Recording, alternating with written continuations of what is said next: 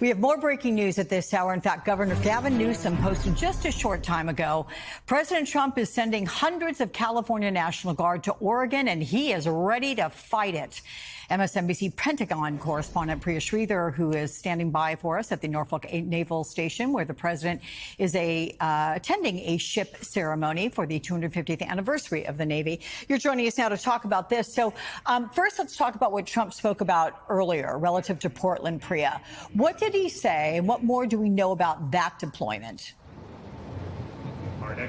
Yeah, that's right, Alex. Well, we know that the Trump administration has already appealed that federal judge in Oregon's decision to essentially halt the deployment of 200 Oregon National Guardsmen for a period of 14 days to the Ninth Circuit Court. We also know, as you mentioned, that according to Governor Newsom, the Trump administration has actually decided to federalize 300 California National Guardsmen and send them to Oregon. I'm going to read the tweet that he just posted online. He said, after a federal court blocked his attempt to federalize the Oregon National Guard, Donald Trump is deploying 300 California National Guard personnel into Oregon. They are on their way there now. We're taking this fight back to court. The public cannot stay silent in the face of such reckless and authoritarian conduct by the president of the United States. And the president did address that Portland judge's decision at the recent gaggle on the South Lawn, saying that this is a judge that he appointed himself and that they should be ashamed of their decision. Take a listen to a little bit more about what he had to say about what's going on in Portland. Portland is burning to the ground. It's insurrectionists all over the place. It's Antifa. And yet the politicians who are petrified. Look, the politicians are afraid for their lives. That's the only reason that they say, like, there's nothing happening. And you've seen it. The place is burning down, and they pretend like there's nothing happening. The approach has been aborted.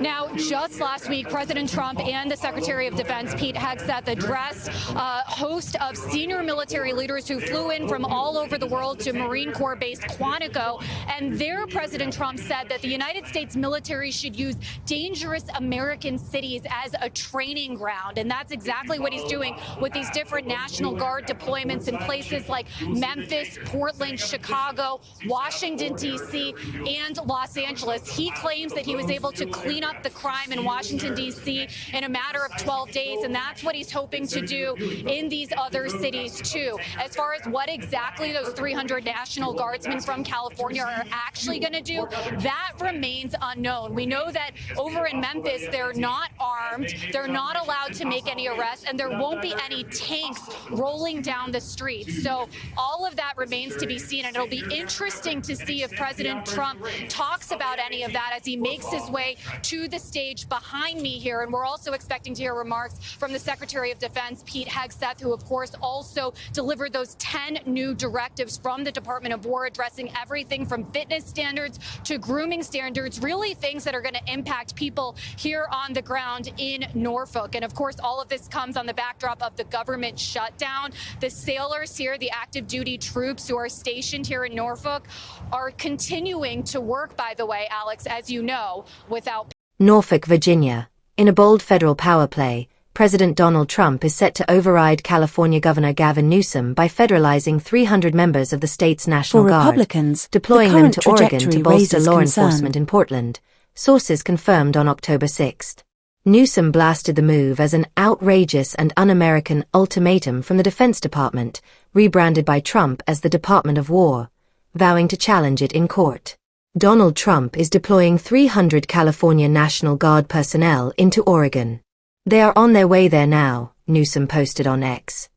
We're taking this fight back to court. The public cannot stay silent in the face of such reckless and authoritarian conduct.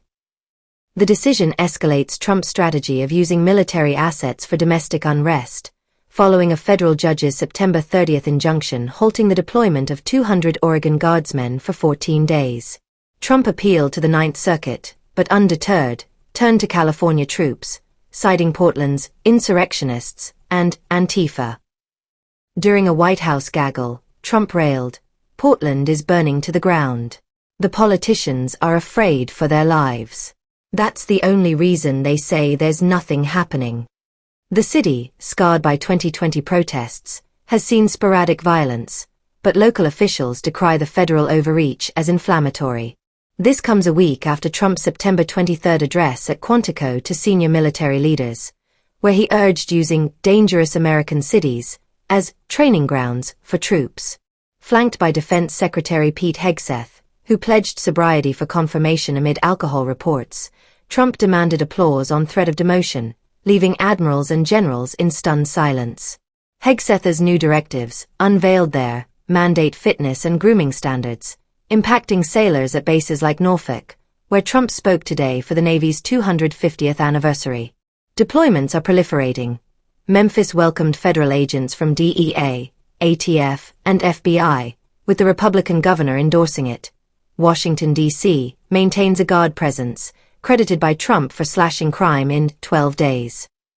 Chicago and Los Angeles loom next, with no tanks or arrests in Memphis but armed readiness elsewhere.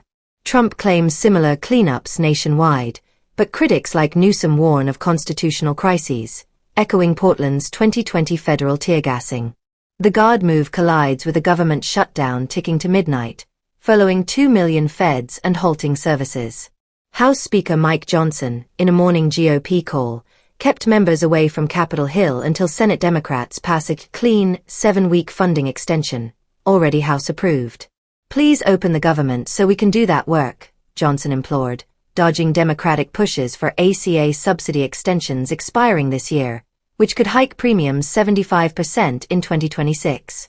House Democratic leader Hakeem Jeffries accused Republicans of wanting to shut the government down to deny health care, refusing to bend amid deepfakes, threats, and lies. Senate Democratic leader Chuck Schumer lamented, "Johnson's not even here. They refuse to negotiate." Johnson's hardline, backed by his caucus, leverages the slim GOP majority but risks economic fallout. $6 billion daily losses, park closures, and food inspections halted. At Norfolk, Trump and Hegseth were set for remarks amid the anniversary ceremony, but the guard news overshadowed. Sailors and active duty troops, already strained by shutdown fears, face uncertainty, with Hegseth's fitness mandates adding pressure. Trump's rhetoric ties domestic wars to global threats, but Newsom's resistance signals a federal-state showdown. As appeals courts weigh in and midterms near, the dual crises, troops in streets, Congress paralyzed, test democracy's fault lines. Pritzker's vow, the public cannot stay silent. With California's guard en route, Oregon braces for a militarized autumn.